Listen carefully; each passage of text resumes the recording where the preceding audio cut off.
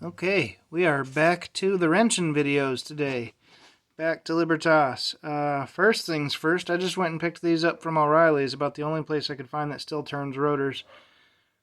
If you saw them previously, you know that they were pretty rusty, and that was from sitting for a year, and now they look pretty decent again.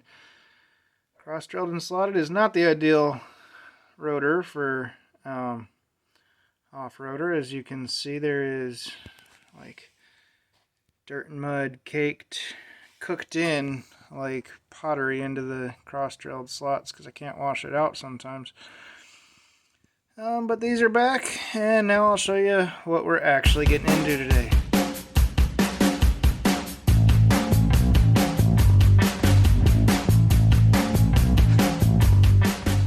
Okay, we're just gonna spray some Rust-Oleum Rust Reformer on a couple of spots that need to be covered up.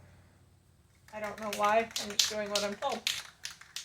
So these are spots that don't actually have much but just a light dusting of surface rust, and some spots where I'd already ground some off. There are a few spots where spot welds on the body had started to just barely show it the slightest bit of rust. So basically we're just trying to make sure that they've got a decent primer Do you want me to do base. Yeah, please. Make sure there's something solid for the Raptor to stick to, and the rust has been dealt with before it becomes major rust.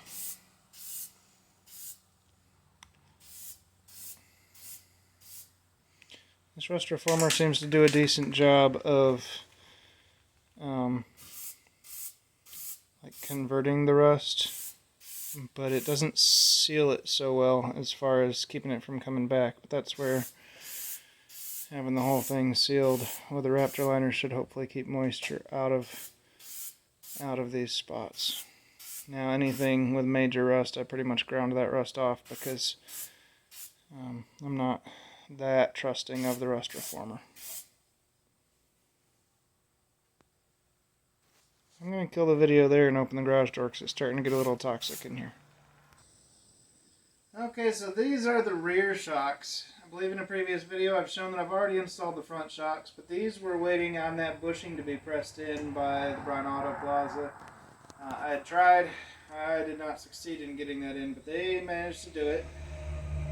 So what I'm going to do now before we install them, and I already did this on the other one, but I cut this plastic shield off, because on the fronts it's actually a rubber shield. It seals pretty well. I should hope to at least keep a little bit of the mud off of the cylinder.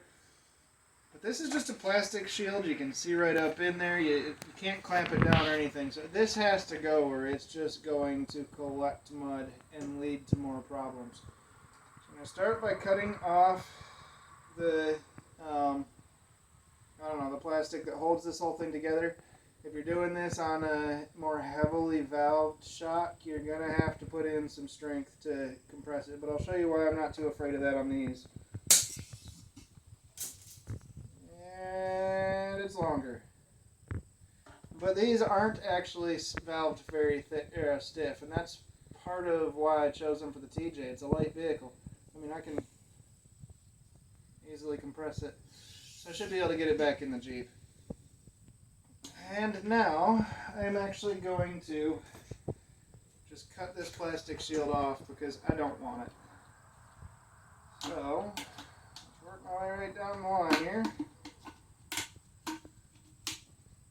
I'm not sure, other than a street truck that doesn't live anywhere near salt, I'm not sure what the logic of these things are, because this is just inviting troubles anywhere around mud, anywhere around dirt, and especially anywhere where the roads get salted. If you live in the Rust Belt, you probably know what I'm talking about.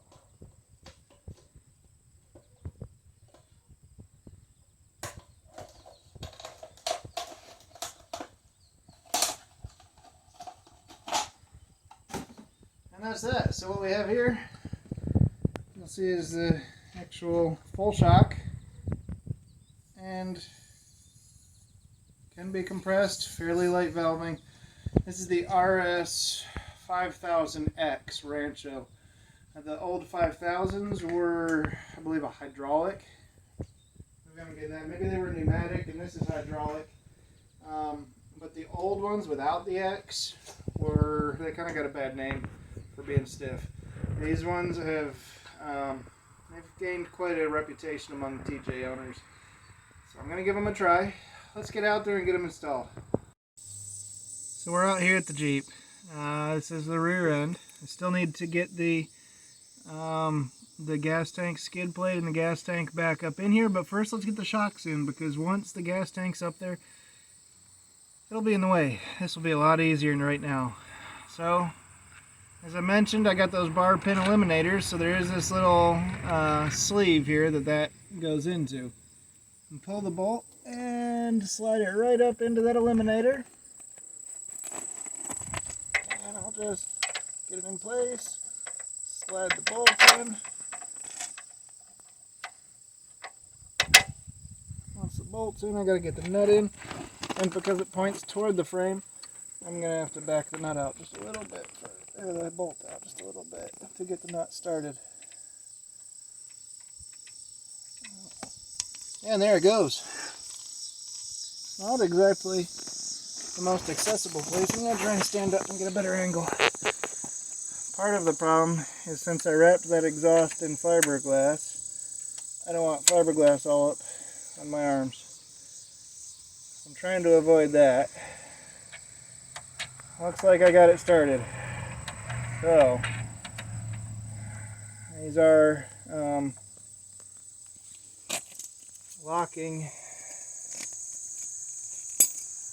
nuts. So I can only go so far, and then I'm going to have to crank it from there. And I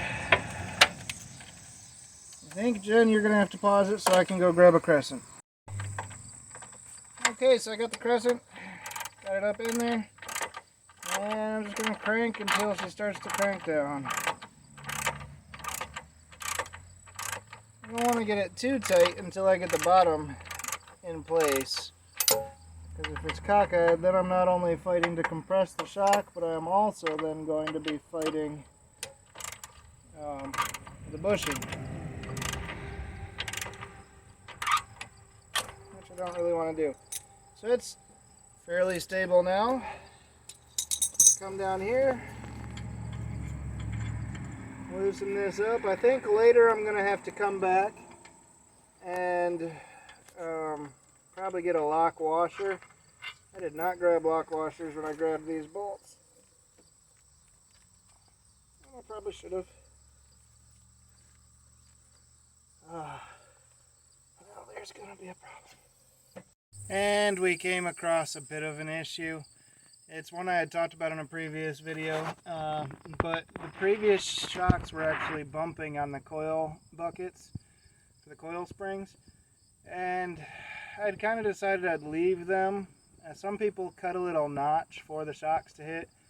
Kind of depends a lot on your driveline angles and such, but I decided I'd leave them and not cut into them because it was just barely bumping, and it was going to provide a little bit of protection for the brake line from the shock. But these shocks have a much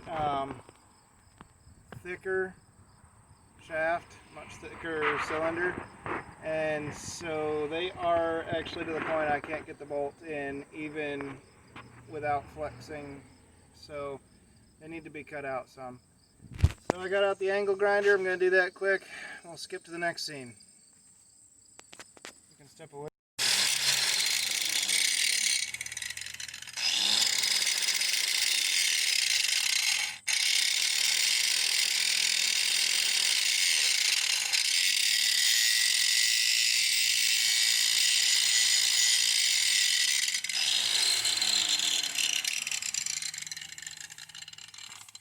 I gotta pull this shock back off, it's just too much in the way.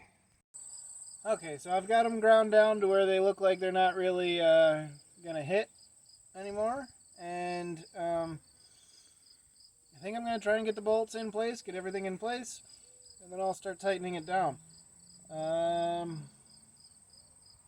Yeah, I did paint and primer and paint the spots where I ground off because I want to make sure that they don't just immediately rust. But we are good to go now. I'm going to compress this shock, get it kind of lined up, and then as it decompresses, it should go right into place.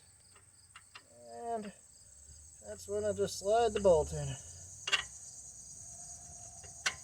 And there we are, bolts in. So this shock is in place, ready to go. It doesn't have a lot of clearance from that coil bucket, but it does have some.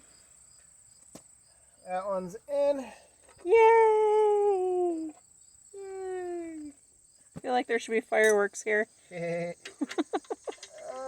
I'll get... Oh, I need a deep well, and I don't have a deep well, so I think I'm going back to... There we go. Here, I know what I do have. There's a little speed wrench ratchet. And that slipped off, but it's tight. I don't think it's going to work up here because it's too tight of a space, so I'm going back to the crescent. I'll get it cranked down.